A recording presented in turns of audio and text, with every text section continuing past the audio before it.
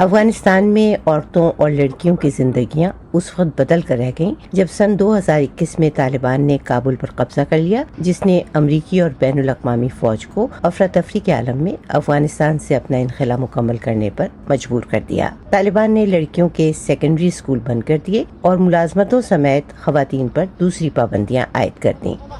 Women have been told that they cannot return to work. خواتین سے کہا گیا ہے کہ وہ کام پر واپس نہیں آ سکتی یا کسی مرد کی ہمراہی کے بغیر سفر نہیں کر سکتی۔ 12 سال سے زیادہ عمر کی لڑکیوں کو اسکول جانے کی اجازت نہیں ہے۔ وہ لڑکیوں اور خواتین کو صرف یونیورسٹیوں میں جانے کی اجازت دے رہے ہیں، لیکن انہیں سیاہ حجاب پہن کر خود کو سر سے پیر تک ڈھانپنا ہوتا ہے۔ انہوں نے لڑکیوں اور لڑکوں کی کلاسوں کو بھی علیحدہ کر دیا ہے۔ They have also separated the classes of girls and boys.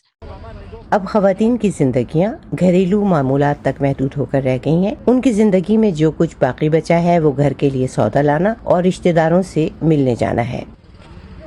I'm in touch with our میں women for women international programme کی شرکاء سے رابطے میں ہوں۔ وہ طالبان کے آنے اور افغانستان کا انتظام سنبھالنے کے بعد سے بہت خوفزدہ ہیں۔ to control over Afghanistan.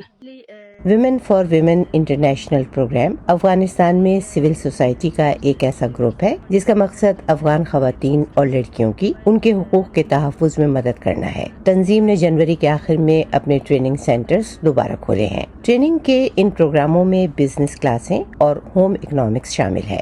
Group کا کہنا ہے کہ انہوں نے پروگرام میں شرکت کرنے والی خواتین کو دوبارہ سے وظیفے دینے بھی شروع کر دیے ہیں۔ At the end of the month we are paying stipend. مہینے کے آخر میں ہم انہیں وظیفہ بھی دے رہے ہیں جو $10 ہے۔ ہم اسے وہاں کی کرنسی میں تبدیل کر دیتے ہیں جو 1000 افغانی ہے۔ اس طرح ہم شرکاء کی مدد کر رہے ہیں۔ Through this we are helping those participants. آرزو سادات کو امید ہے کہ خواتین اور لڑکیوں پر عائد یہ پابندیاں جلد اٹھا لی جائیں گی۔ کرینہ بفرزین کے ساتھ شہناز عزیز، وائس آف امریکہ،